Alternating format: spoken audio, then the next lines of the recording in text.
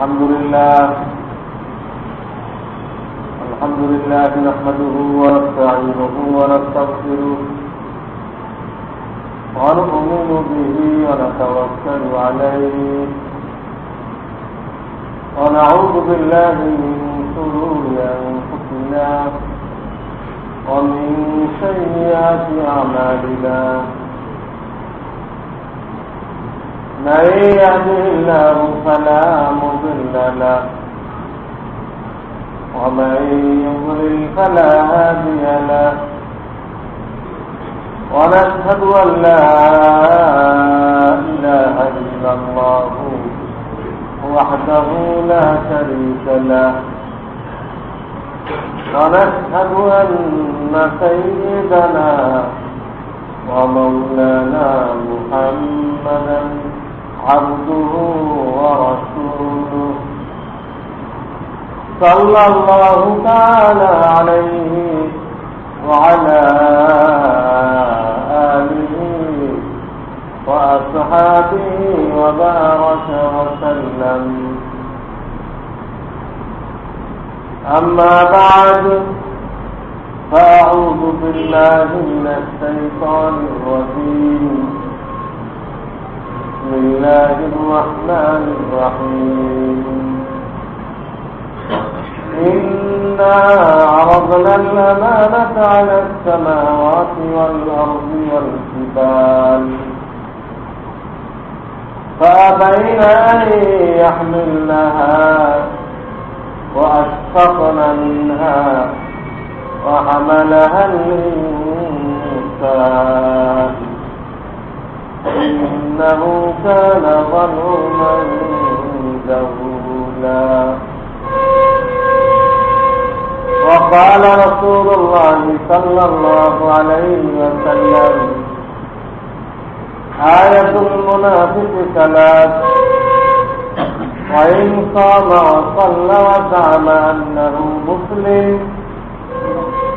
إذا حدث كذب وإذا وعد أخلف وإذا سئل قال أو كما قال رسول الله صلى الله عليه وسلم. বুজুর্গান মুহতারাম, বিগত কয়েক জুমা থেকে এই একটা হাদিসের ব্যাখ্যা করতেছিল যে আল্লাহ রাব্বুল আলামিন প্রত্যেক গোপন জিনিসের জন্য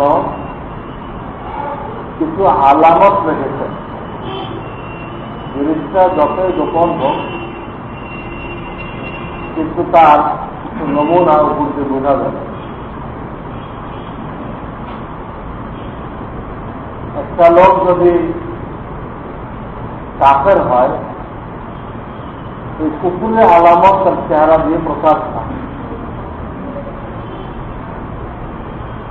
একটা লোক যদি হেরোইন সেবী হয়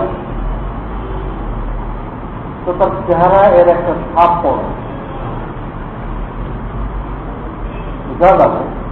কেউ দেখে না, এটা চেহারা দেখলে বোঝা যাবে এই লোকটা এই গুনার ভিতরে লিপ্ত। অনেক আল্লাহ ওয়ালারা দেখতে দেখে। এক লোক উজু করতেছে, হযরত উসমান গনি তৃতীয় খলিফা রাদিয়াল্লাহু তাআলা আনহু ওখান থেকে দেখতেছে। তো সরাসরি তাকে কিছু বললেন না। সরাসরি বলতে গেলে আগের থেকে পরিচয় মহাব্বত না থাকলে ক্ষতি হয়। মানুষ আরো দিদের বশবর্তী হয়ে ওই অন্যায় বেশি করে করে। এই জন্য মহাব্বত না থাকলে আগের থেকে সরাসরি না বলা। উনিও সরাসরি বললেন না, মসজিদে ওয়াজ করতেছিলেন, ওয়াজের মধ্যে কথাটা বললেন। আজকে আমাদের কি হলো, আমরা আমাদের দৃষ্টির হেফাজত করি না। আমি উজুর পানির মধ্যে দৃষ্টির হেফাজত না করার গুনার আলামত দেখতে পাই না। একটা লোক কুদৃষ্টি করে, নজরের হেফাজত করে না, চোখের খেয়ালত করে। তো আল্লাহ তাআলা ওনাদেরকে একটু অন্তর্দৃষ্টি দান করছেন, উজুর পানি দ্বারা কিন্তু গুনাহ ধুয়ে যায়। তো ওই পানির মধ্যে উনি এই গুনার আসর দেখতে পেয়েছেন। এরকম অনেক বুজুর্গ চলে গেছেন, তার মধ্যে বিশেষভাবে উল্লেখযোগ্য আমরা যে ইমামকে অনুসরণ করি, ইমাম আবু হানিফা রাহমাতুল্লাহ আলাইহি, ওনার এক জামানা গেছে এই অবস্থা, উজুর পানি দেখলে উনি ওইখানে ওই লোকটা কোন গুনার ভিতরে আছে উনি বুঝতে পারছেন। কাউকে গোপনে দেখে নিয়ে বলছেন, তুমি মনে হয় তার আপনার মাঠে কষ্ট দাও, উজুর পানির মধ্যে দেখে ওই লোক স্বীকার করল, আমি আপনার কাছে তওবা করলাম। তো আল্লাহ তাআলা আল্লাহ আল্লাহদেরকে এমন অন্তর্দৃষ্টি দান করছেন দেখতে পাচ্ছেন। তো বলতেছে না প্রত্যেকটা গোপন জিনিস আলামত থাকবে তার, যেটা দিয়ে বোঝা যাবে। আগেও বলছি, আমটা যে পেকে যাওয়ার কাছাকাছি আসছে আপনি আলামত দেখে বুঝতে পারবেন। কালার চেঞ্জ হবে, তার ভিতরে ঘ্রাণ সৃষ্টি হবে, হাত দিয়ে চাপ দিলেও বোঝা যায়, নানান ভাবে বোঝা যায়। ঠিক আপনার ভিতরে ঈমান আছে না মুনাফিকি আছে, এটা আপনি চাইলে আমি চাইলে হাদিস দিয়ে নিজের বিচার নিজে করতে পারেন। ঈমান থাকলে তার আলামত বলে দিচ্ছেন, ঈমান থাকলে তার আলামতেই নেক কাজ করলে অত খুশি হয়ে যায়, গুনাহ করলে অন্তর ছোট হয়ে যায়। এটা কি করলাম? গুনাহটা করতে যে আল্লাহ তাআলার অনেকগুলো নেয়ামতের অপব্যবহার করতে হয়। শুধু আল্লাহ দেওয়া অঙ্গ প্রত্যঙ্গ ব্যবহার করলো এটুক নয়, আল্লাহর দেওয়া লাইট ব্যবহার করছে, সূর্যের আলো, আল্লাহর দেওয়ার জমিন ব্যবহার করছে, আল্লাহর দেওয়ার সময় হায়াত এটা খরচ করছে। একটা গুনাহ করতে যে আল্লাহ অনেকগুলো নেয়ামতের অসৎ ব্যবহার করতে হয়, নেয়ামতের নাশুকরি করতে হয়, তখন তার ভিতরে ঈমান থাকলে তার মাথা নত হয়ে আসে যে আল্লাহকে নারাজ করার জন্য আল্লাহ তাআলার এতগুলো নেয়ামতকে আমি গলত ব্যবহার করলাম, উল্টা ব্যবহার করলাম। এই নেয়ামতগুলো আল্লাহ তাআলা এই কাজের জন্য দেন নাই, আমি যে কাজে ব্যবহার করলাম। এই অবস্থা যদি আমাদের কারো হয় তো তার উচিত আল্লাহ তাআলার শুকর আদায় করা যে আল্লাহ তাআলা আমার কলবের ভিতরে ঈমান। নেক কাজ করলে খুশি লাগে, গুনাহ করলে পরেশান হয়। 10টা টাকা মসজিদে দিতে পারলে তাহলে অন্তর যদি খুশি হয়, ঈমানের আলামত। অন্তর যদি ব্যথিত হয় তো অন্তর রোগে আক্রান্ত হওয়ার আলামত। বুঝছেন? সবাই দিচ্ছে, আপনিও দিলেন, দেওয়া তো হয়ে গেল, কিন্তু দেওয়ার পরে আপনার মানসিক অবস্থা কি হয়েছে? অন্তরটা খুশি হয়েছে না ব্যথিত হয়েছে? আপনারও দিলাম, এই 10 টাকা দিয়ে ওই কাজটা করেছে, দুঃখ করছে। বোঝা গেল দিলের রোগ আছে, মুনাফিকির রোগ আছে, শিরকির রোগ আছে। শরীরের রোগ যেগুলোতে সৃষ্টি হয় আমরা পারত পক্ষে ওটার থেকে দূরে থাকি। যেটা খাইলে ডায়াবেটিস হতে পারে, এটা খাইলে স্ট্রিক বেড়ে যেতে পারে, এটা খাইলে এই হতে পারে, অ্যালার্জি বাড়তে পারে। তো জাহেরি সমস্যা যেগুলো দ্বারা হয় প্রথমত আমরা সেইগুলো থেকে দূরে থাকি। আর যদি রোগ হয়ে যায় তো আমরা কাল বিলম্ব না করে কোন এক পাঁচ ডাক্তারের কাছে যাই, খোঁজাখুঁজি করা হয় যে আমি যে রোগী এই রোগের এক পাঁচকে তার কাছে যাওয়া হয়, খুঁজে বের করা হয়। কত লোকের জিজ্ঞেস করে এই স্কিন বিশেষজ্ঞকে, পাকস্থলী বিশেষজ্ঞকে, যার জন্য সমস্যা। এখন তো আগের সিস্টেম নেই যে এক ডাক্তার আমরা সব চিকিৎসা করে দিচ্ছি। এখন তো ডাক্তাররা পুরা বডি ভাগ করে লয়ে গেছে, ডাক্তার সাহেবরা পুরা বডি ভাগ ভাগ করে লয়ে গেছে। কেউ দাঁত লয়ে গেছে, কেউ নাক কান গলা লয়ে গেছে, কেউ ব্রেন লয়ে গেছে, কেউ ফুসফুস লয়ে গেছে, কেউ হাড় লয়ে গেছে, কেউ পাকস্থলী লয়ে গেছে। এইভাবে সব ভাগ হয়ে গেছে, চামড়া লয়ে গেছে। তো বলতেছিলাম এক তো যেগুলোতে রোগ হয় এগুলো থেকে দূরে থাকি, আর হয়ে গেলে আর দেরি করি না, তাড়াতাড়ি চিকিৎসা করে। কিন্তু দিনের ব্যাপারে আমরা এই কাজটা করি না। কি কি জিনিস দেখলে অন্তরের রোগ বাড়ে,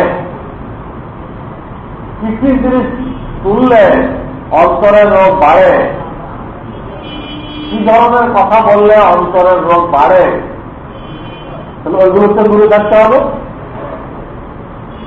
শরীরের রোগের থেকে তো অন্তরের রোগ ফিরিয়ে আনে। শরীরের রোগের চিকিৎসা করা সুন্দর, অন্তরের রোগের চিকিৎসা করা ফরজ আইন। তাহলে অন্তরের রোগ কিসে বাড়ে আমাকে জানতে হবে। আল্লাহ কোরআনে বলছেন وَلَا تَمُدَّنَّ عَيْنَيْكَ إِلَى مَا مَتَّعْنَا بِهِ أَزْوَاجَهُمْ।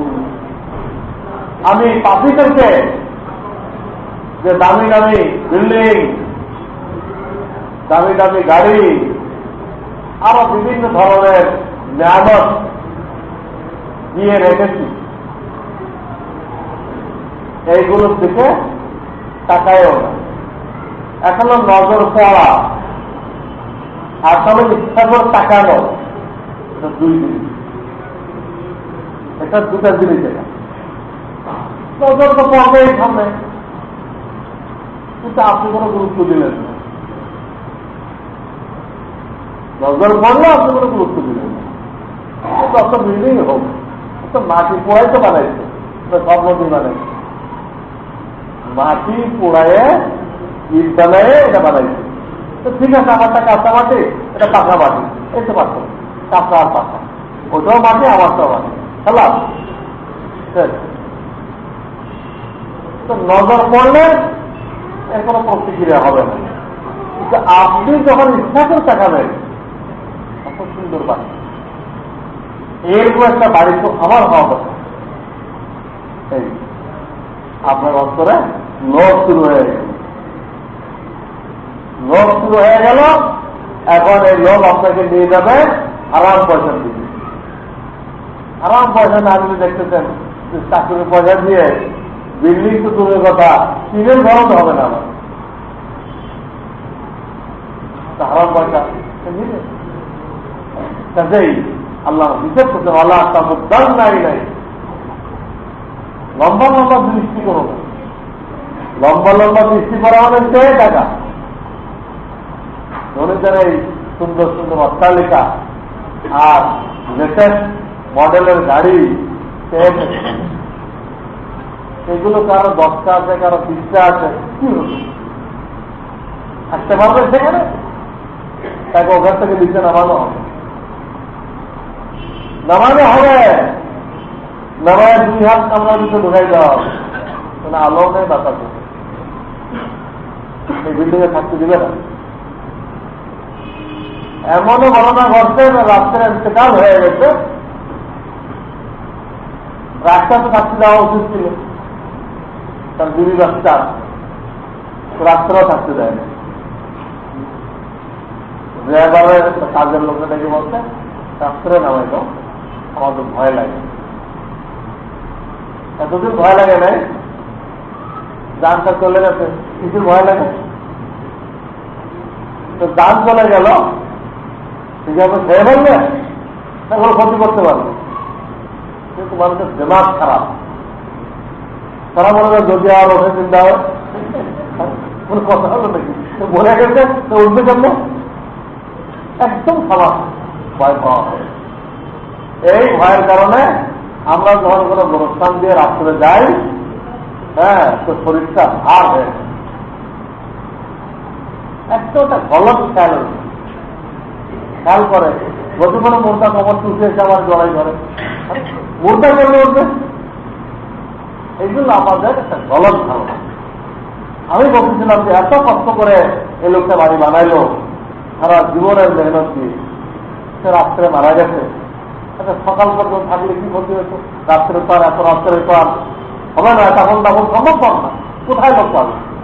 থাকতো, ওরা না হয় আর একটা নয় থাকতো, কিন্তু থাকতে দেওয়া হয় নাই। সেই ড্রাইভার গেটম্যান বলতে আমি একা কেমন এলাম, ওই আপনার ধরেন আমার সাহস নেই, তুই একা লইল, একা কেমন লইল, একটা লাশ একা কেমন লইল। পরে গলায় গামছা লাগায় তখন দেখেন, পরিবারকে দিনদার না বানাইলে, ছেলে মেয়েকে দিনদার না বানাইলে কি হইতে পারে দুনিয়াতে, কিছু নমুনা শোনো, তাই না? গাড়ির গ্যারেজের মধ্যে রেখে দিল। কি হলো? যে ঘরে আপনাকে 2-3 ঘন্টার জন্য রাখা হলো না, এরকম ঘর যদি আপনি 10টা-20টা বানান, লাভটা কি হল? টাকা তো দেব না। ওই গাড়ি তো আপনি করতে পারবেন না, করতে হবে ওই গাড়ি ঘোড়া সব রাখতে হবে, রেখে দেবে। এই জন্য এগুলোর দিকে নজর করা নিষেধ, লোভের দৃষ্টিতে নজর করা নিষেধ। ওখানকার দিলের মধ্যে লোভ ঢুকবে, তখন সে না যায় পয়সা নেই। গান বাদ্যর আওয়াজ যদি শোনে, হাদিসে আছে গান বাদ্যর আওয়াজ মানুষের অন্তরে জেনার চাহিদা সৃষ্টি করে। গান বাদ্যের মধ্যে আল্লাহ তাআলা এই তাসির রাখছেন। এই জন্য আমাদেরকে হারাম করে দিতে, শুনবা তোমার ভিতরে সর্বক্ষণের চাহিদা সৃষ্টি হবে। এক সময় বিপদে পড়ে যেতে পারো, এইভাবে আমাদের এক একটা গুনার দ্বারা অন্তরের ভিতরে এক একটা রোগ সৃষ্টি হচ্ছে। আমি বলতেছিলাম দুনিয়ার রোগ যেগুলোতে সৃষ্টি হয় ওগুলোর থেকে আমরা দূরে থাকি। তাহলে দিলের রোগ যেগুলো থেকে সৃষ্টি হয় সেগুলো কোন থেকে দূরে থাকে না কেন? আল্লাহ তো কোরআনে খুলে খুলে বলে দিচ্ছে, চোখের হেফাজত করো, কানের হেফাজত করো, জবানের হেফাজত করো। আমরা তোমার দিল রোগাক্রান্ত হয়ে যাবে, দিল রুগী হয়ে যাবে, মারাত্মক বিপদে পড়বে। এই জন্য হাদিসে বলা হয়েছে যারা দুনিয়াবী দিক দিয়ে তোমার থেকে উপরে, তাদের সাথে কম মেলামেশা করো।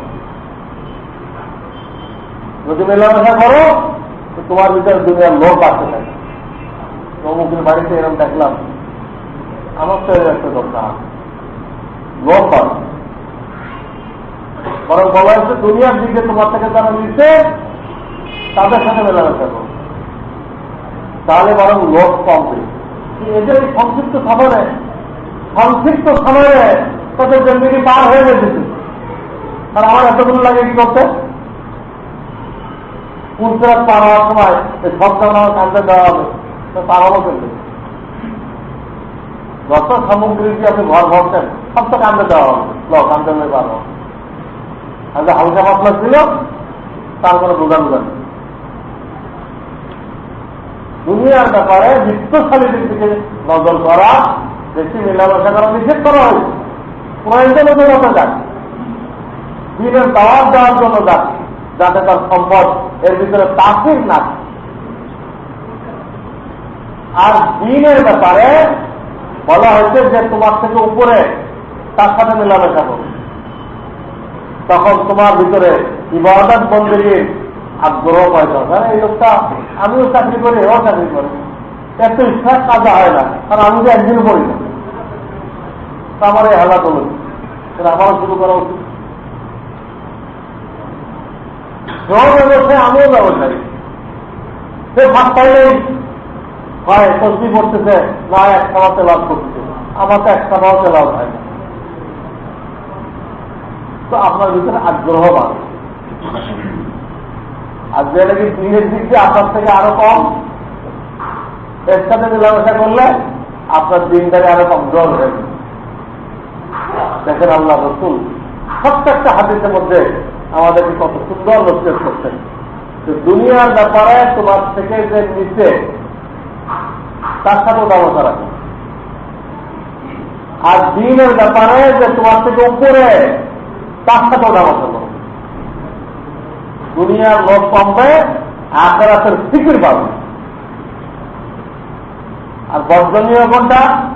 দুনিয়ার ব্যাপারে যে তোমার থেকে বিদ্যমান ধনাঢ্য, তার সাথে বেশি মেলামেশা করো না। তোমার বিবিকে সেখানে বেড়াইতে যাইতে দিও না, ওগুলো দেখে সব দাবি দূরে দূরে দিবে তোমার। তো তোমার তো বেতনে হবে না, তখন কি হবে? তখন কি হবে? এই জন্য মহিলাদেরকে কোথায় যাইতে দেওয়া হবে, কোথায় যাইতে দেওয়া হবে না, সব পুরুষদের বিবিধ বিষয়। হযরত আনবী রাহমাতুল্লাহ আলাইহি কসুর সাবিলে মানা করতেন, সব মন্দিরে যাইতে দিও না। তো তোমার ভাগ যতবার যাবে ততবার নতুন কাপড় লাগবে। কি বলুন, আগে যেটা পড়ে গেছে আর এক মন্দিরে ওটা পড়ে যাবে না। যদি আর এক মহিলা দেখে ফেলে, ও একটা দেখা একটা দিয়ে সব জায়গায় চালান আপনি, তো মানমর্যাদা শূন্য হয়ে যাবে। মানুষের কথা আমি অবস্থায় করবো, কি বলবো? তো তারা এরকম প্রত্যেক দিন পাল্টাইতে থাকে। আর তাদের এক জায়গায় হওয়া মানে এই সমস্ত দামি দামি কাপড়, অলঙ্কার, এগুলোর প্রদর্শনী। কাজটা দামি, কাজটা ভালো। হ্যাঁ, তার জন্য বিবি যখন যাবে তো গলত তাসুর নিয়ে আসবে, তার মাথার মধ্যে একটা লব ঢুকবে। আমার সেগুলো কিছুই নেই, তাতে আমার দুনিয়া বেকার হয়ে গেল, দেবাস খারাপ হয়ে গেছে। আপনার বিবির দেবাস খারাপ হয়ে গেছে, কেন দেখেন? হ্যাঁ, তো দুনিয়ার ব্যাপারে যারা বিশ্ববান আমার থেকে, তাদের সাথে কম ভালোবাসা করতে বলা হবে। আর দিনের ব্যাপারে যারা নিচে ইবাদত বন্দেগী কম, তাদের সাথেও বেশি উঠাবাসা করতে মানা করা হবে। হ্যাঁ, দিনের দাওয়াতের জন্য যান, কোন প্রয়োজনীয় কাজে যান, এক ডাক্তার সাহেব নামাজও পড়ে, আর চিকিৎসার জন্য দরকার যাইতে হয়, চিকিৎসা করে চলে আসে। আজই ফর্মুলা আল্লাহ, এই জন্য এটা সামনে রাখতে হবে। তাহলে দুনিয়ার লোক কমবে, আখিরাতের ফিকির বাড়বে। ইসলামের প্রত্যেকটা আদর্শ এত সুন্দর, যে থেকে সুন্দর আর কেউ দিতে পারবে। আমার সাহেব বলেন ইসলামের প্রত্যেকটা হুকুম, প্রত্যেকটা সুন্নত সুন্দর, সহজ এবং পরিপূর্ণ। প্রত্যেকটা বিধান আপনি অন্য যে কোনো বিধানের সাথে কম্পেয়ার করবেন, এটা সুন্দর, এটা সহজ, এটা পূর্ণ, পরিপূর্ণ। এই বিধান আর কেউ দিতে পারবে না। আজকে যে মুসলমানদেরকে টুপি দাঁড়িয়েওয়ালাদেরকে জঙ্গিবাদী বানানো হয়েছে, বানায় তাদেরকে হেও করা হয়েছে, হেও করা হয়েছে। কারণ কারণ কারণ একটাই যে ইহুদ খ্রিস্টানদের কাছে যে আদর্শ আছে, গণতন্ত্র আছে, এগুলো বস্তা পচা আদর্শ। জ্ঞান বিজ্ঞানের উন্নতির সাথে সাথে মানুষের ভিতরে এই কম্পেয়ার করা, যাচাই করার একটা ক্ষমতা বাড়ছে।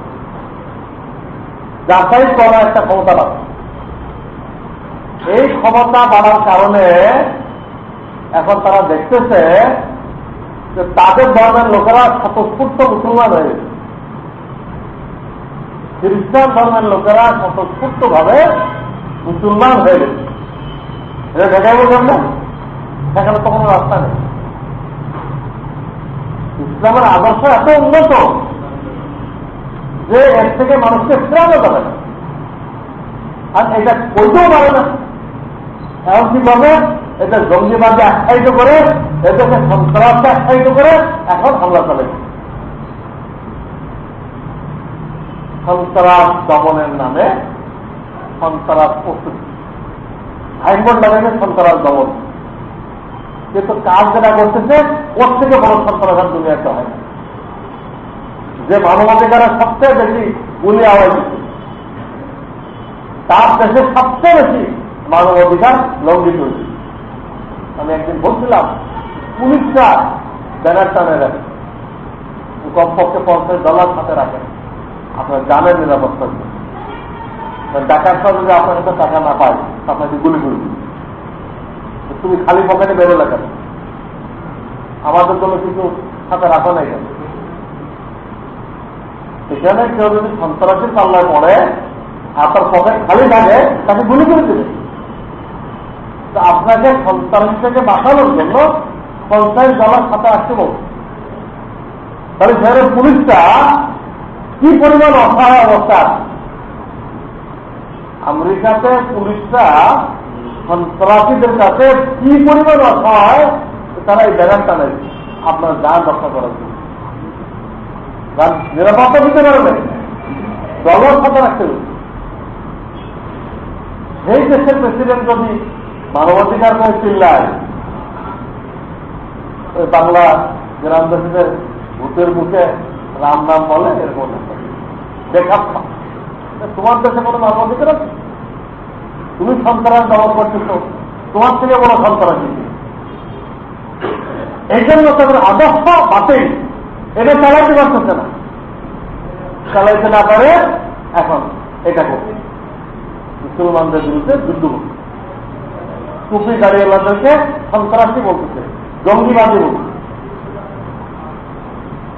রাশিয়া যখন টোকা হয়ে গেল, কমিউনিজমের পতন হল, তখন তারা চ্যালেঞ্জ করল গণতন্ত্রই যে একমাত্র উন্নতি এবং কামিয়াবির চূড়ান্ত রাস্তা, তা আবারও প্রমাণিত। এটা তারা চ্যালেঞ্জ করল, এর উপর তারা বহু বইও লিখল। গণতন্ত্রের যে একমাত্র কামিয়াবি এবং উন্নতির রাস্তা, আবারও প্রমাণিত হয়েছে। অথচ সম্পূর্ণ ভুল কথা, গলত কথা। একজনের জ্বর হয়েছে, জ্বরের উপসর্গ হিসেবে বমি হয়েছে, এখন যে কোনো ভাবে বমিটা বন্ধ হয়েছে। এটা কিন্তু মূল রোগ না, জ্বরের একটা সাইড এফেক্ট, এটা কোনো কারণে বন্ধ হয়ে গেছে। তাহলে এটা বলা সই হবে যে জ্বর হওয়াটাই ঠিক? দলিল কি? হ্যাঁ, বমি বন্ধ হয়ে গেছে। বমি বন্ধ হলে জ্বর ঠিক হবে গেছে। গণতন্ত্রটা গলত জিনিস, ওইটা সাইড এফেক্ট ছিল সমাজতন্ত্র। গণতন্ত্রের দুটো মানুষের মধ্যে আসমান জমিনের পার্থক্য হয়ে গেছে। ইসলামে এতটা ব্যবধান হয়, যেন ধনী গরিব থাকে, কিন্তু গণতন্ত্রের যত পার্থক্য হয় অত পার্থক্য হয়। তো ওইটা সাইড এফেক্ট হিসেবে সমাজতন্ত্র জন্ম নিচ্ছিল। যে কোনো কারণে হোক সেই সমাজতন্ত্র বাইরে খাইল। তো সেইটা যে নষ্ট হয়, তাহলে গণতন্ত্র ঠিক হওয়া তৈরি করতে হলো, ওর সাইড এফেক্ট এটা ছিল। সাইড এফেক্ট যদি কোনো কারণে বন্ধ হয়, তাই বলে গলতটা ঠিক হয়ে যাবে কেউ? গলত তো গলত। অথচ ওরা ওইটাকে দলিল বানাইল, সমাজতন্ত্র যখন পতন হয়েছে গণতন্ত্র একমাত্র ঠিক, কোনো কিছু থাকতে পারে না, একমাত্র ইসলাম ঠিক। ইসলাম ঠিক, ইসলামের আদর্শের সামনে গণতন্ত্র মাইল হয়েছে, এই জন্য তাদের মাথা খারাপ হয়ে গেছে। কিন্তু আল্লাহ তাআলা ওয়াদা করেছে, হাদিসে বারবার এসেছে, যতই তারা জুলুম করুক, যতই কিছু করুক, মুসলমানদের একটা বিরাট জামাত কিয়ামত আসা পর্যন্ত তারা হকের উপরে কায়েম থাকবে। কোন কিছু করে তাদেরকে হকের থেকে সরানো যাবে না, হকের থেকে সরানো যাবে না। আল্লাহর ওয়াদা, আল্লাহ জিম্মা নিচ্ছেন। দেখেন না, আফগানিস্তান দখল করলো, ইরাক দখল করলো, তাই ওখানে মুসলমানদেরকে তাদের আদর্শ থেকে তারা সরাইতে পারছে? সরাইতে পারছে। মুসলমানও তাদের কাজ করে গেছে, বীরের মতো শহীদ হয়েছে, কোনো পরোয়া নেই। আল্লাহর সাথে মাথা নোয়াইছে আর কারোর সাথে মাথা নত করবে, যত বড় পরাশক্তি আছে। এটা আল্লাহ তাআলা বলেছেন যে কাফেরদের পক্ষ থেকে মুসলমানদেরকে দুরুৎপাত করার জন্য, দুনিয়া থেকে মেটানোর জন্য বহু চেষ্টা হবে, কিন্তু চেষ্টা যে কামিয়াব হবে না, এটা আল্লাহ তাআলা বলেছেন। মুসলমান টিকে থাকে, আর মুসলমান যখন থাকবে না তো দুনিয়াও থাকবে না। এই মুসলমানরা দুনিয়ার হায়াত। তো আমার মূল কথা ছিল, প্রত্যেকটা গোপন জিনিসের উপরে আল্লাহ তাআলা আলামত রাখছেন। আমার অন্তরের ভিতরে নেফাক আছে কিনা তার জন্য আলামত রাখছেন। সেই আলামতে আমি বিগত 4-5 জুমা ধরে বলতেছিলাম, কথা বললে, মিথ্যা বলে, ওয়াদা করলে ওয়াদার খেলাফ করে, আমানত রাখলে আমানতের খেয়ানত করে। এই তিনটা হলো মুনাফিকের আলামত। যে আসলে মুনাফিক, তার মধ্যে তো এই তিনটা থাকবেই, থাকতেই হবে। যে আসলে মুনাফিক না, এমন ব্যক্তির মধ্যেও এই তিনটা জিনিস থাকতে পারে, সেটা বুঝি। কিন্তু তার উচিত এই তিনটা জিনিস থেকে নিজেকে মুক্ত করা, এটা অন্তরের রোগ চিকিৎসা করা। এটাই বলতেছিলাম, দুনিয়া রোগের থেকে দূরে থাকি, রোগ হলে চিকিৎসা করাই। তাহলে অন্তরের রোগ কিছু হয়, ওর থেকে দূরে থাকতে হবে। আর রোগ হয়ে গেলে সাথে সাথে অন্তরের রোগের চিকিৎসক কে আছে তার কাছে যেতে হবে। কিন্তু এইখানে আমরা কত রকম বাহানা বের করি। অন্তরের রোগের ডাক্তার তো আল্লাহ তাআলা আর জামানা রাখছে, সবাই সেটাই রাখছেন, থাকবেই। আল্লাহ কিন্তু কোরআনে যা ওয়াদা করছেন যে আল্লাহ কাছে যাও, তোমার অন্তর রোগের চিকিৎসা হবে, কোন কোরআনে বলেছেন। আল্লাহ কোরআনে একটা জিনিস বলবেন আর ওটার জন্য দুনিয়াতে ব্যবস্থা রাখবেন না, এটা হইতেই পারে। আল্লাহ কোরআনে যেটা বলছেন ওটার জন্য ব্যবস্থাও রাখবেন আছে, কিন্তু আমরা যাই, আমরা নানান রকম ব্যাখ্যা করি, নানান রকম ব্যাখ্যা করি, তাই একটা দিক হবে, সেই খবরও নেই। অন্তর্রোগ কাকে বলে, কিসে দূর হবে, হে নিজে জানেও না। এই লোকটা ফেসলা দিচ্ছে যে এটা করো, এটা দিয়ে সব ভালো হয়ে যাবে। আরে 1 লাঠিতে সব আঁকানো যায়, 1 লাঠিতে সব আঁকানো যায়। কিন্তু ইংরেজের তরিকা, তারা ছেলে মেয়ে সবার জন্য এক সিলেবাস দিয়ে পাগলের কাজ। আরে এই কর্মক্ষেত্র ভিন্ন, এর কর্মক্ষেত্র ভিন্ন, শিক্ষা এক হয় ছিল। খালেক মালিক এর দায়িত্ব দিতে ভিন্ন, এর দায়িত্ব দিতে ভিন্ন, শিক্ষা সেভাবে হবে। 1 লাঠি দিয়ে সব হাঁটানো, একটা দিয়ে সব হয়ে যাবে। কতজনের রোড প্রফেসর থাকে, ডিপার্টমেন্ট দিকে বসে থাকে, তার কাছে 80 রকম বাতের চিকিৎসা আর কত রকম জ্বরের চিকিৎসা, এই এক বড়ি দিয়ে সব শেষ। কোনো হাসপাতাল দরকার নেই, ক্লিনিকের দরকার নেই, সার্জারির দরকার নেই, ওর এক বড়িতে সব শেষ। আসলে হবে না কিছু, ওই এক বড়িতে কিছুই হবে না। যারা বলে একটা দিন সব হবে, হবে না, কিছু কোনোদিনও সম্ভব না। আপনাকে কোরআন সই করতে গেলে নুরানের কাছে আসতে হবে, নামাজ সই করতে গেলে দাওয়াত হওয়ার কাছে আসতে হবে, ইমান দিলে বসাতে গেলে তবলিগের কাছে যেতে হবে, আত্মশুদ্ধি করাইতে হলে কোন আল্লাহ কাছে আসতে হবে, বিভিন্ন ঘরে দেখতে হবে। শরীরের যেমন পাকস্থলী চিকিৎসা করার জন্য ডাক্তার ভিন্ন, ডায়াবেটিস চিকিৎসার জন্য ডাক্তার ভিন্ন, হার্টের চিকিৎসার জন্য ডাক্তার ভিন্ন, এখানে ঠিক একই অবস্থা, প্রত্যেকটা ডাক্তার ভিন্ন। কোরআন সই করবেন যান কোরআনের কাছে, নামাজ সই করবেন যান দাওয়াতুল্লাহ করার কাছে, ইমান মজবুত করবেন যান তবলিগের কাছে, হালাল হারাম ঠিক করবেন যান মুফতি সাহেবের কাছে, হ্যাঁ অন্তরের কাছে চিকিৎসা করবেন যান কোন সাহেবের কাছে, আল্লাহ কাছে, সব ভিন্ন। সঙ্গে একটা দিন সব করে বলবেন গলত। তো অন্তরের মধ্যে ব্যাপারে সতর্ক থাকতে হবে, আর হয়ে গেলে হবে, অবশ্যই হবে, চিকিৎসা করাইতে হবে, আর যায়। তো গত জমাতে এই আমানতের খেয়ানত সম্পর্কে মৌলিক কিছু কথা বলা হয়েছে, যা আপনার আমার হায়াত, এটা আমার কাছে আমানত, জানটা আমানত, এটা সংরক্ষণ করতে হবে। আত্মহত্যা হারাম, সংরক্ষণ করতে হবে, এটা দিয়ে আল্লাহর হুকুম মোতাবেক কাজ দিতে হবে। চক্ষু আপনার আমার কাছে আমানত, বৈধ জিনিস দেখতে হবে, অবৈধ জিনিস থেকে চক্ষুকে বিরত রাখতে হবে। কান আমানত, বৈধ জিনিস শুনতে হবে, ওয়াজ শোনেন, কোরআন তেলাওয়াত করেন, বাপ মায়ের কথা শোনেন, বিজনেসের কথা শোনেন, বৈধ কথা শোনেন, ঠিক আছে। গান বাজ্য জেনার চাহিদা সৃষ্টি করেন, এটা শোনা যাবে। জবান আমার বৈধ কথাগুলো বলতে হবে, যেটা বললে মিথ্যা হয়, বিপদ হয়, হ্যাঁ অপমান হয়, হাসেকের প্রশংসা হয়, এই ধরনের নিষিদ্ধ যত কথা আছে এর থেকে জবানকে হেফাজত করতে হবে, হাত পাকে হেফাজত করতে হবে, বৈধ জায়গায় ব্যবহার করতে হবে। দিল দিমাগকে বৈধ চিন্তায় ব্যবহার করা যাবে, অবৈধ চিন্তায় ব্যবহার করা যাবে।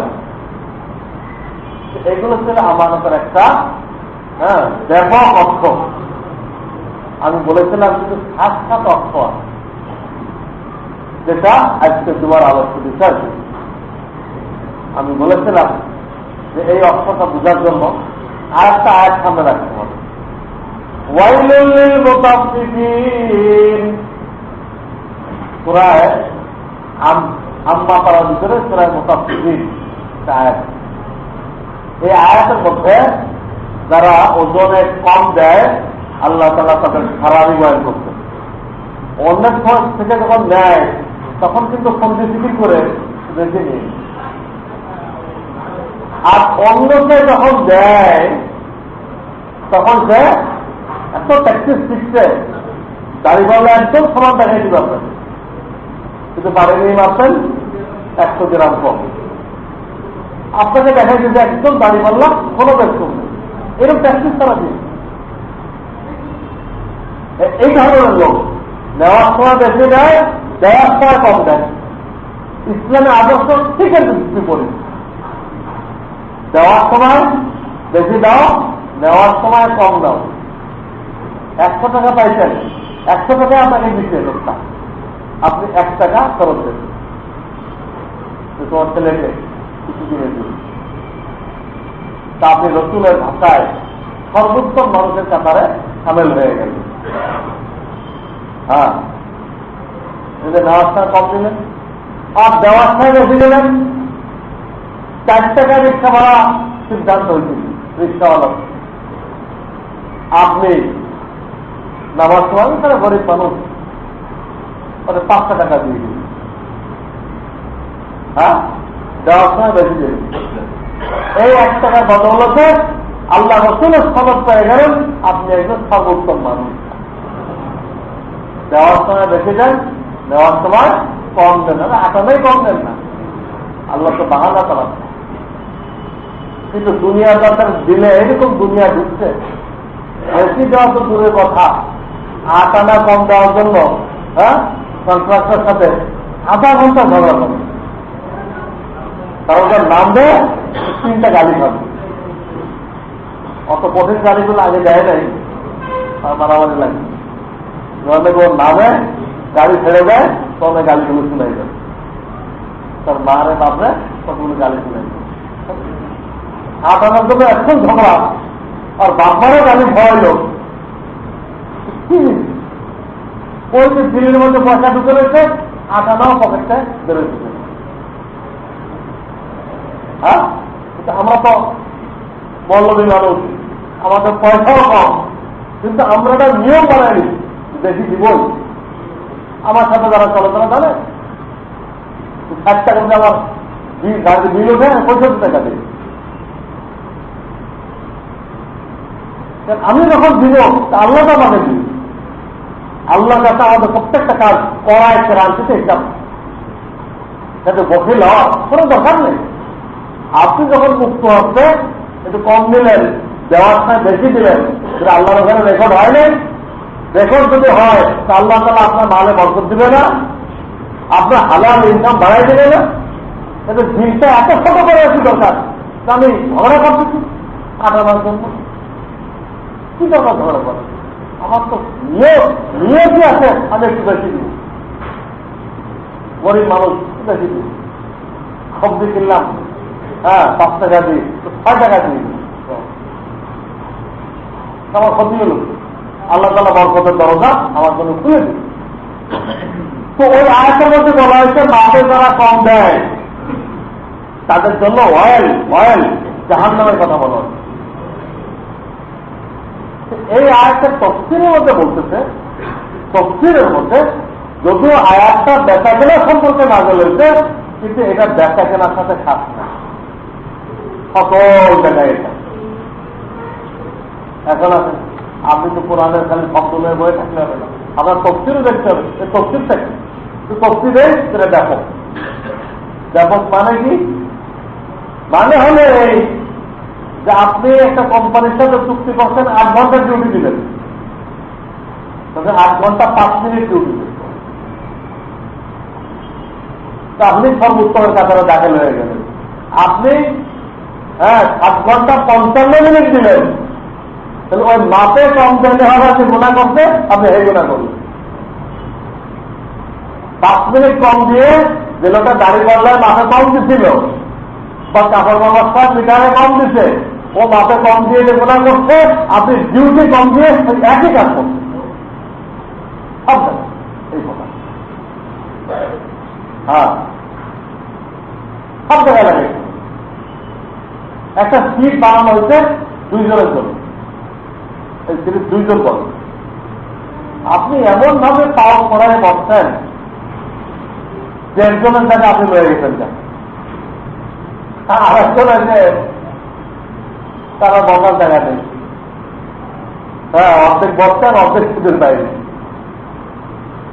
আপনিও মাপে কম দিলেন। এই 2 জনের জন্য বানাইছিল, আপনি এত জায়গা নেবেন কেন? ওই লোকটা পরে যে কিনারে বসলো জায়গা পাইল না, তাহলে আপনি মাপে কম দিলেন। দেখেন সব জায়গায় যে আমি তার উদাহরণ মোটা মনে আমি কি করবো, তাহলে আমি 2 ফিট নেন, মোটা হয়ে যায় 2 ফিট নেন, তাহলে 2 ফিটের ভাড়া দিচ্ছে, এখানে আর বলবেন না। 2 ফিটের ভাড়া দিলে দেখো আপনাকে বলবেন না আরেকজন নেন, দেন আল্লাহ আপনার ইনকাম বাড়াই দিচ্ছে, কিন্তু আপনি আর একজনকে কষ্ট দিতে পারবেন না। তাহলে আপনি ওই লোকটার ভিতরে দেন, মোটা দাম হয়েছেন, 2 ফিটে দেবেন না, তাহলে আপনি সাইডে আসেন, যে পরিমাণ মোটা হয়েছেন ওই পরিমাণ বাইরে থাকুন। হ্যাঁ, যদি না করেন তো আইডলের মোটামুটি দিয়ে মাপে কম দিলেন। সব জায়গায় এই কথাটা সামনে রাখতে হবে। সামনে রাখার পরে এখন আছেন ওলামাদের কাছে আল্লাহ তাআলা জনসাধারণের ফরজে আইন পরিমাণ ধ্যান আমানত রাখছে। ওলামারা এই পরিমাণ এল তার সাথে সংশ্লিষ্ট জনসাধারণ যাতে না শেখায় ওই আলেম আমানতের খেয়ানত করলো, আইন খেয়ানত করলেওয়ালা তার ভিতরে মুনাফিকের আলামত পাওয়া গেল, সে পয়লা চান্সে দেশে যেতে পারবে না। তাই তার অর্থ লোকেরা যতই সুবহানাল্লাহ করুক কোনো কাজ হবে না। সুবহানাল্লাহ দিয়ে আল্লাহর কাছে কোনো কাজ হবে না। খেয়ানত আপনাকে কোনো পদে বসানো হয়েছে, সরকারি পদে হোক বা কোন নির্দিষ্ট ফার্ম, লিমিটেড কোম্পানি, তার কোনো পদে বসানো হয়েছে, দায়িত্বে বসানো হয়েছে, এই পদটা আপনার কাছে আমানত। এই পদের যথাযথ দায়িত্ব আপনাকে আদায় করতে হবে। এইখানে বসে যে পরিমাণ কাজ করার কথা, যে কয়েক ঘন্টা কাজ করার কথা, এটা আপনাকে করতে হবে। যদি আপনি সেই পরিমাণ কাজ না করেন, দেরি করে আসলেন, আগে আগে গেলেন, খেয়ানত করলেন, বেশি করলে তো সর্বোত্তমের কাতারে দাখিল হয়ে গেল। বেশি করলেন, জনগণ আসতেছে, আপনি যারা ঘুরাই দিচ্ছেন আইজনা চাল আইজনা চাল, অথচ এমন কোন সমস্যা ছিল না যে এর ঘোরানো লাগে, আপনি খেয়ানত করলেন, ওই পদের খেয়ানত করলেন। অথবা ওই কাজ করার জন্য আপনাকে বেতন দেওয়া হয়েছে সরকারের পক্ষ থেকে বা কোম্পানির পক্ষ থেকে, আপনি যে লোকটার কাজ করে দিলেন তার থেকে আলাদা একটা পয়সা নিলেন, যে কোনো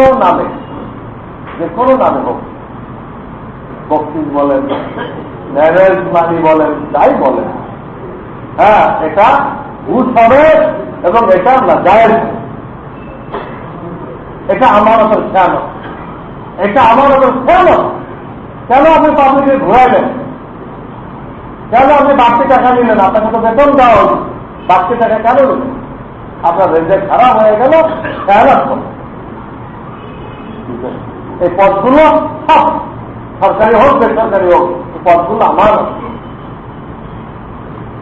আপনি একজনের থেকে একটা জিনিস ধার নিয়ে আসেন, ধার হয়, কেউ গ্রাম দেশে আছে কুড়াল নিয়ে আসে, হ্যাঁ, কেউ আছে দাও ধার নিয়ে আসে কাজ করার জন্য, কাজের দরকার নিয়ে আসে, ওটা বই নিয়ে আসে কাজ করার জন্য। জানলেন এই জিনিসটা আপনার কাছে আমানত, দেখে খুব হেফাজতের সাথে ব্যবহার করতে হবে। এটা আপনি এমন ভাবে ব্যবহার করলে ফেলে রাখলেন জিনিসটা ক্ষতিগ্রস্ত হয়ে গেল, আপনি আমানতের খেয়ালত করলেন। যত ধার আনা হয় ফেরত দেওয়া পর্যন্ত ওই লোকটার কাছে আমানত হেফাজতের সাথে ব্যবহার করতে হবে। নিজের জিনিস যেভাবে সতর্কতার সাথে ব্যবহার করা হয় ওইভাবে ব্যবহার করতে হবে। ঠান্ডা ইচ্ছা কারো তো একটা কিতাব পড়ার জন্য আনলেন, একটা বই পড়ার জন্য আনলেন, বইটা আমানত সংরক্ষণ করতে হবে। আপনি এমন ভাবে ধুয়ে বুঝতে পড়লেন চিজটা নষ্ট হয়ে গেল, তো খেয়ানত হারাম মুনাফিকের আলামত পাওয়া যাবে। আপনাকে এক আত্মীয় বা বন্ধু কিছু খানা পিনা কথা কিছু পিঠা একটা পাত্রে করে আপনার বাড়িতে হাদিয়া পাঠায়, খুব ভালো জিনিস। হাদিয়া দিলে মহব্বত পায়, দিলের কালিমা দূর হয়ে যায়, ভালো জিনিস, ভালো। আপনার উচিত ছিল এই মুহূর্তে এই পাত্রটা খালি করে যে নিয়ে আসছে তাকে বুঝাই দেবে, আর আপনাকে দেওয়ার কিছু থাকে আরো ভালো। আপনাদের দেওয়ার কিছু ঘরে থাকে, কিছু একটা জিনিস আপনি আপনাদের কিছু মিষ্টি দিলেন, কিছু আপেলে দিয়ে দিলেন, আরো ভালো। তো কমপক্ষে পাত্রটা খালি করে আপনি দিয়ে দেন, কিন্তু আমরা কি করি? দেই না, দিতে অনেকদিন দেরি করে আবার কবে লোক আসবে তখন দেওয়া হবে, আর কেউ কোনো দেয় না দিয়ে ওইটা নিজে ব্যবহার করে। কিতাবে লিখছে ওই পাত্রটা আপনার কাছে আমানত, এটা মালটা নিয়েই খাদ্যদ্রব্য বা ব্যাপারগুলো নিয়েই ফেরত দেওয়া উচিত ছিল, আপনি ফেরত দিলেন না, এটা ভুল হলো। আবার ওটাকে নিজের কাজে লাগাইলেন, তো আমানতের জ্ঞানত হয়ে গেল। আমাদের কোনো খবর আছে যেখানে আমানত লাগিয়ে রয়েছে, শরীয়তে সব জায়গায় যে মশলা আছে, এখানে খেয়ালতকারী হইতে হয় তা আমাদের জমানো আসবে না, যতক্ষণ নাকি দিনে আলোচনা না শুনি। এই পাত্রটা নিজের কাছে ব্যবহার করা যাবে না। যদি কারণে দিতে দেরি হয় সুন্দর করে ধুয়ে উঠাই রেখে, যদি দিতে দেরি হয় নিজের ফ্যামিলির কাছে ব্যবহার করা যায়। চিন্তা করুন। তারপরে দুটা লোক টেলিফোনে কথা বলছে, আর একটা রিসিভার ওখানে পড়ে আছে, ওটা উঠাইলে কিছু শোনা যায়। তারপরে উঠাই শুনলেন, দেখি এরা কি বলে। এটা খেয়াল দুইজনের আলোচনা গোপনে শোনা হলো, এটা খেয়ালাত করা হলো। ওই দুইজনের সাথে আপনি খেয়ালাত করলেন, আপনার ভিতরে মোনাফিকের আলামত পাওয়া গেল, যেটা দূর না করলে এই আলামত আপনাকে পরবর্তীত মোনাফিক বানিয়ে ছাড়বে। তাহলে এই টেলিফোনে হোক, এমনি তার আলোচনা করতে এখানে বসে আপনি দরজায় কাল লাগিয়ে দিলেন। খেয়াল একটা লোক, হ্যাঁ, সে আপনার সাথে কোনো বিষয়ে আলোচনা করুন, হাদিসটা আছে আলোচনার সাথে এদিক ওদিক চায়, তাহলে আপনাকে বুঝতে হবে যে এই কথাগুলো আমার কাছে আমার হয়তো আপনার কাছ থেকে পরামর্শ নেওয়ার জন্য করছেন, কিন্তু এটা আমার অন্য মানুষের সাথে আপনি আলোচনা করেন, এটা সে চাইতেছে না। তা আপনাকে বুঝে নিতে হবে কথা বলার সাথে খালি এদিক ওদিক চাইছে, অন্য কিছু বলে নাকি আমার এই যে চাইছে, এটা ওই কথাগুলো আপনার কাছে আমানত হয়ে গেছে। যদি বলেন তাহলে আপনি আমানতের খেয়ালাত করলেন, আমানতের খেয়ালাত করলেন। আর তো মুখে বলে ভাই এগুলো আপনি কারণ বলবেন না, কিন্তু আপনাকে বললাম পরামর্শ নেওয়ার জন্য, তখন তারা ডবল আমানত হয়ে গেল। এদিক ওদিক চাইলে যেন আমানত হয়, সে নিজেই করছে ভাই, এটা আপনি বলবেন। তো দেখেন আমরা আমানত বুঝি, টাকা রাখছিল ফাইনাল, এই টোটাল ব্যাখ্যা আমাদের কাছে আমানতের এই অথচ দেখা গেল যে এত সহজ না, এর ভিতরে বহুত কিছু আছে।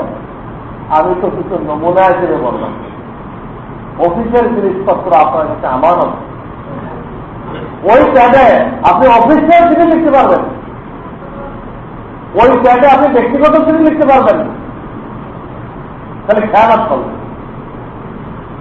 অফিস যদি কলম দেয় অফিসের কাজে লাগাইতে হবে। যদি আপনি পার্থক্য না করতে পারেন, দরকার নেই অফিসের কলম নেওয়ার, নিজের কলম দিয়ে লেগে, নিজের কলম দিয়ে লেগে। আমাদের যারা দেওবন্দে আঁকাবে তারা দুটো কলম রাখে, মাদ্রাসাটা মাদ্রাসার কলম দিয়ে, নিজের কোনো কাজ হলে নিজের কলম দিয়ে রাখবি। কারণ আমরা অতটা হইতে পারি নাই, অন্তত পারি না, আমরা নিয়ম করছি মাদ্রাসার কলম দেবই।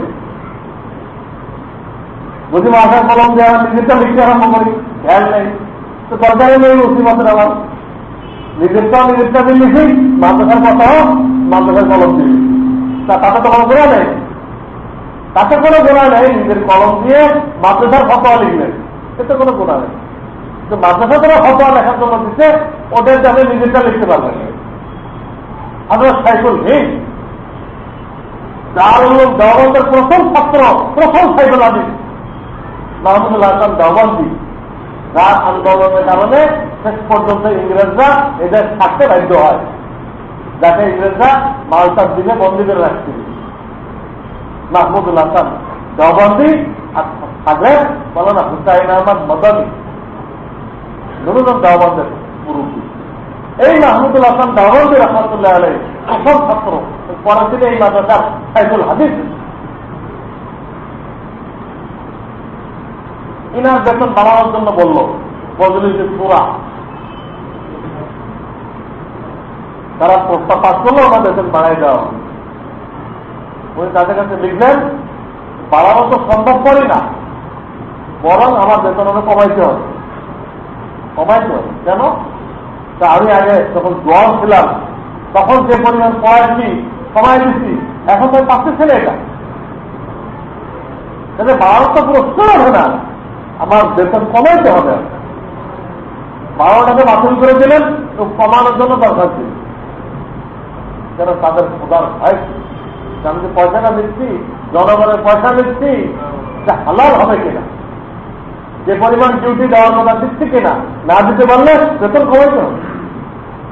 আজীব তরিকা ছিল। ক্লাসের নামে লোক আসছে, আর মেহমান আমি কি করবো, কথা বলতে কিছু লিখে রাখি, কয় মিনিট কথা বললাম, কয় মিনিট কথা বললাম লিখে রাখি। মাস শেষে পুরোনো লোক করছে যে বিভিন্ন সময় লোকজন আসছে, কথা বলতে হচ্ছে, কয় ঘন্টা কথা বলছে, কথার কথা 6 ঘন্টা, তো একদিনই ক্লাস হতো 6টা। তাহলে আমি একদিন বরাবর মাদ্রাসার টাইমে মানুষের সাথে কথা বলছি, তারা তো ফালতু কথা বলতো না, দিনে কথাই বলছে। তো দরকার দিচ্ছে যে আমার একদিনের বেতন কমাই দেওয়া হোক। এর কোনো নমুনা দেখানো যাবে? কারণ তার কাছে টাইমটা আমানত, এই আমানত এত ব্যাপক। ওয়াইলুল মুতাফফিফিন, মাপে কম দিও না, এই মাপে কম দেওয়া যে সব জায়গায়, এইটা আমাদের বুঝতে হবে। তাহলে এখনো সোনার মানুষ হতে পারে, এখনো পৃথিবীতে কি হতে পারে, স্বপ্ন মানব তৈরি হতে পারে, যার দ্বারা শুধু কল্যাণই হবে, কারো কোনো অকল্যাণ হবে। আল্লাহ তাআলা আমাদেরকে বুঝার তৌফিক দান করেন। ওয়া আখিরু দাওয়ানা আলহামদুলিল্লাহি রাব্বিল আলামিন।